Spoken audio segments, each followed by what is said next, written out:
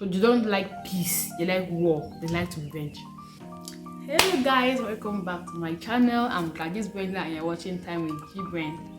So today I'm going to be teaching you guys the 4 temperaments that exist, the 4 main characters that exist, and it's going to help you to determine who you first of all are, to know your own weaknesses, and to find the right partner for your character trait. So stay tuned, sit down, take a popcorn, chew it well, and watch why you understand the different temperaments that exist. If you know already this temperament, that's nice, but I think you're going to learn something from this video which you didn't know before. So stay tuned to my channel, click on the red button, subscribe to my channel guys.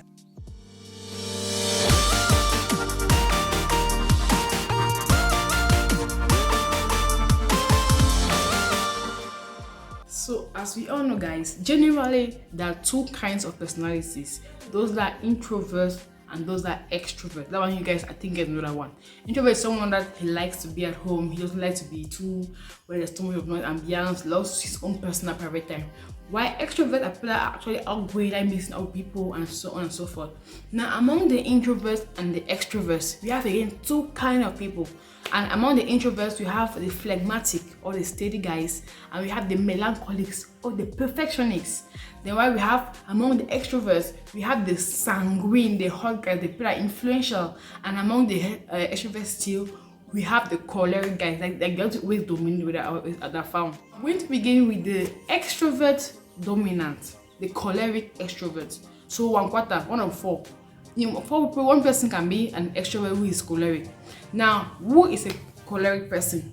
A choleric person, see, just sit there and be listening to what I'm saying. If you're choleric, this will be you. Be getting.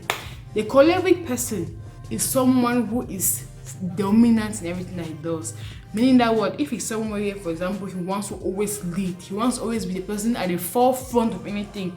Those that want to begin projects, those that want to be pioneers are always choleric people, and they always have a very strong will to do things, and they can easily have anger. They easily get angry because they want things to be done following their own ways. They don't beg you to do things, don't beg you. They're not pleasing that please. They want to do it and do it right. That's it. If you know you are self-sufficient, like you don't overthink that people. For you, is you that is doing the thing. For you, you're the main guy, you see. And also you feel that you have to always be practical in everything that you do.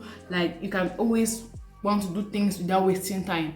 And also a choleric person is optimistic, like he wants it to happen. For him, it will happen. He's encouraging people to do it, and he's not lazy about it. He will work and do it. So if you're a choleric guy, this is how you actually behave. You are strong-willed, you are practical, you always want to lead, you're born to actually lead. It's natural, it's really inborn in you. You actually have that spirit of being self-sufficient. Now, that's a good trait because you lead, people lead in the world. Those are mostly those that choleric people. But the inconvenience with choleric people is that those are cholerics that actually they are cruel. Like they don't have pity, they don't have mercy, they are very cruel. And also they are somehow self-sufficient. They feel that they can do it on their own. Like for them it's like, I can do it on my own, I don't need you. They're also egoistic at times. Like we always feel about it's all about them. And also the guys, they like revenge. A choleric man, if you do something to him, he'll be like, I'll revenge this, I'll get back for you, I'll get back to you. So they don't like peace, they like war, they like to revenge. So if you are this kind of person, you're choleric or extrovert, you know that you have already found your own personality. Now next personality is the person they call the hot sanguine or the popular sanguine or the people that are influential. Now who is Mr. Influential? Mr. Influential is that man. He's always happy, very generous, very lively. Whenever you see him in the place, everybody wants to look at him that he has come. He wants everybody to see that he's in the building. Like they're always kind of trying to make things hot actually. And also Mr. Influential is a peacemaker. He likes to make peace, and he's very kind. Very kind. He likes to give out a helping hand. So he likes going out, meeting people, tries to people, making friends. He makes friends so easily. He makes peace with people. So that is the characteristics of Mr. Influential. But the difficulty we have with this particular man is that 1, they are very disorganized. They just keep their things scattered everywhere, everything just everywhere up and down. So Mr. Influential actually is not disciplined at all. He's very indisciplined, scattered, disorganized. In fact, everything you can imagine, just always up and down. Also, they are easily convinced.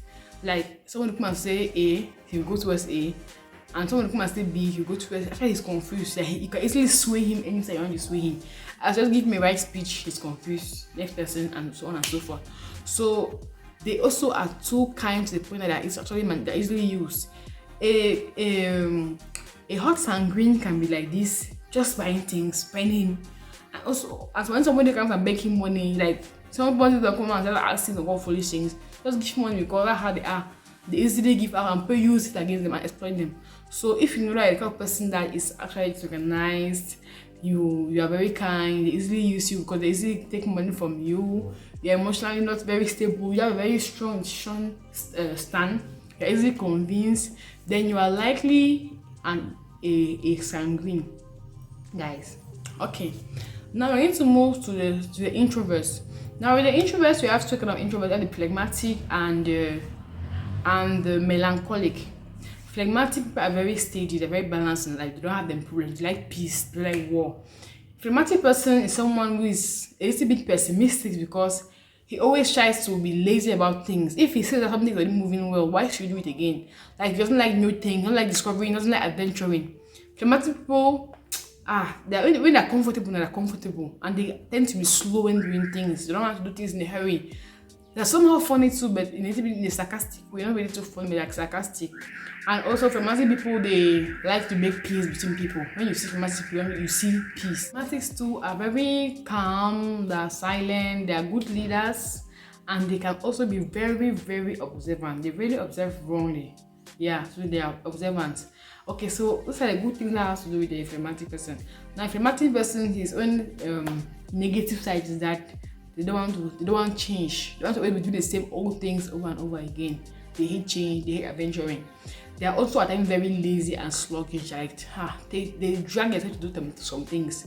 They hate to be lazy.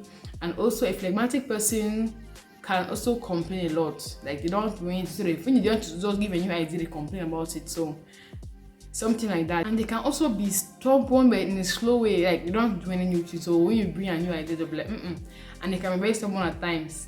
So for me, I'm going to go to the last temperament, which is a melancholic or perfectionist.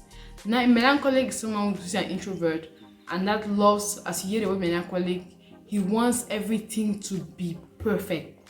There are mostly those that do arts, like those that draw, sing. There are mostly those that do arts. They like to fix every detail.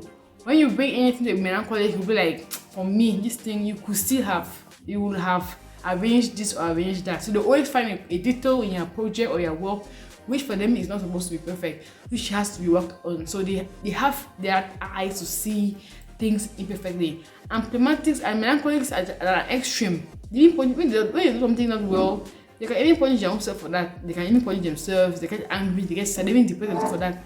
Just people they easily get depressed. So any small thing are depressed. Like why did I do this? Like they get depressed. So melancholic people, they easily get depressed and they easily they don't actually appreciate their own work. Other people always be like they're doing well, but they themselves don't feel like what they're doing is really good. They want to always be perfect in everything that they do. Melancholics too are very revengeful. They want to always take revenge, pay people back their evil, and they tend not to appreciate things. So I was telling you guys because they always feel there's something that they can admire in this particular thing. So I don't feel like it's not a good the way I want. So you can see work on this stuff. So that's it for the temperaments. Now, having seen these temperaments, the melancholic person tends to be too pessimistic, like he's very negative. He easily rejects ideas and because he wants it to be perfect, and he takes time to do this because he feels like if he does it early, he might not do it very well. So with these temperaments, guys, I think you have been able to locate yourself. I'm not saying you are going to be completely one temperament, but you have like a mixture of 2 or 3, and you have one which is dominant more than the others. For example, I can be phlegmatic and choleric at the same time, but I have more but I'm more phlegmatic than choleric. Like I can be more, they say I'm ambivert. Like you're also introvert and I think the extrovert, but you're more extrovert than introvert or more introvert than extrovert. So try to look at which particular domain you fall and locate yourself actually. Now when it comes to marriage, with these 4 temperaments, it's always good that the 2 extroverts should marry the 2 introverts. 2 extroverts should not marry and 2 introverts should not marry, because how the house will be. Imagine that 2 introverts marry, it will be too quiet and too boring. Or imagine that 2 extroverts marry, it will be too hot and too anger and everything. Whereas it's better for the 2 to complement themselves. Now, it's even first of all difficult for people of the same temperament to fall in love. I don't know how to say it. Like if you say I'm a calm person, when I say I'm not a calm guy, I'll be seen like a bro. I'll not really seem like someone I can actually be with, because I'm not seeing anything that I will need to have from him, you see. Whereas when I was somewhere like hot or getting angry, or things that I don't really get angry, but someone actually daring and hot and forward going, I'll tend to go towards that person because I don't have that particular character trait. And the same way, someone has anger and someone who is calm, or someone that is actually ingoing, he would love to go and meet that person that is ingoing. So as a person looking for a partner, first of all, know the kind of character you have, know your weaknesses, and find the character in the person that will complement your own character. Like also pray that God should help you to find those weaknesses you're having, because it's not your fault. Because that those temperaments, they come genetically, they come in your genes. So you're supposed to know your temperaments, so you can be able to fight the weaknesses that come along your temperaments. Yeah. So that's a brief review of the 4 temperaments and why you should know your own temperaments and why you should know how to find a right partner, so you can complement yourself. So I think you have learned much from this video. I thank you for watching this video. Stay tuned to my channel and bye.